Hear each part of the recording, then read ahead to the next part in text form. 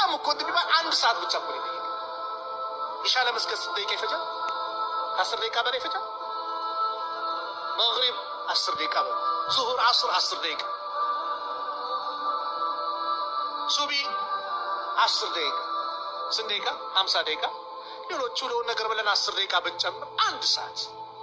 የአላህ አላህ ከ24 ሰዓት 1 ሰዓት ጠይቆ እቺን ጊዜ ስጡኝ ብሎ ሌላውን ሰዓት ለራሳችን ለምንፈልገው ነገር እየዋለን ዛሬ ግን 1 ሰዓት አላህ ስጡን ያለን ሰዓት ስጠን ያለን ሰዓት ለእሱ እንድንሰጥ የጠየቀን ሰዓት እኛ እየከበደን ነው ዛሬ አይደል?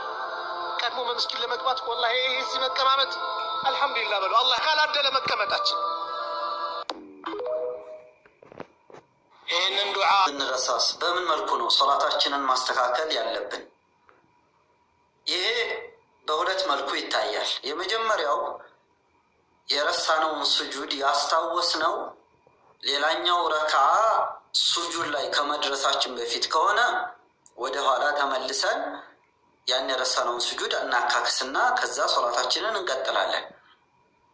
ያስታወስነው ሌላኛው ረክዓ ቀጣዩ ረክዓ ላይ ሱጁድ ስናደርግ ከሆነ ያስታወስነው የመጀመሪያውን ያ የረሳንበትን ረክዓ በጥቅሉ እንዳልተሰገደ አድርገን እንወስደውና አሁን ያለንበትን አስተካክለን ሱጁድ ያደረግንበትን ሶላት ያንን እንደ መጀመሪያው የሶላታችን ክፍል ወይም ደግሞ እንደ መጀመሪያው ረክዓ አድርገን እንወስደዋለን። በምሳሌ ላድርገው የበለጠ ግልጽ እንዲሆን፣ ዙሁር እየሰገድን ሳለ የመጀመሪያው ረክዓ ላይ ሱጁድ ስናደርግ የሁለተኛውን ሱጁድ ረሳነውና ተነሳን እንበል።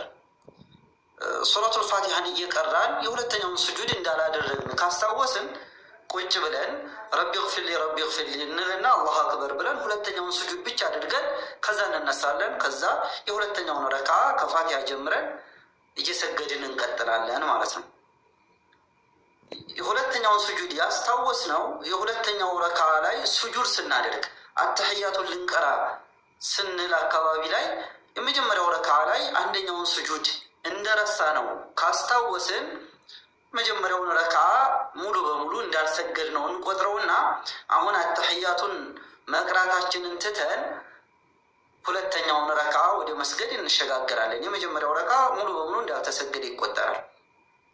በዚህ መልኩ ሶላታችንን ካጠናቀቅን በኋላ ካሰላመትን በኋላ የረሳነው የጨማመርናቸው ነገሮች ስላሉ ሁለት የመርሳት ሱጁድ አድርገን ከዛ አሰላሙ አለይኩም ብለን እናሰናብታለን ወይም ደግሞ እናጠቃልላለን ማለት ነው።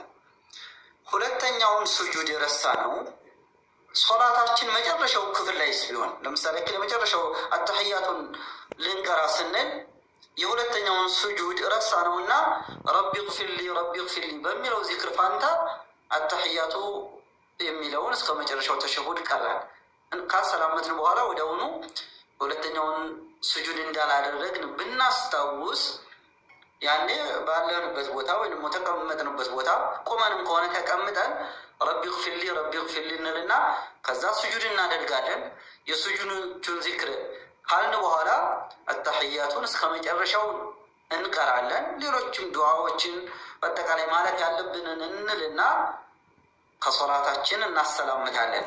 ካሰላመትን በኋላ ሁለት የመርሳት ሱጁዶች አድርገን ቀጥታ እናሰላምታለን።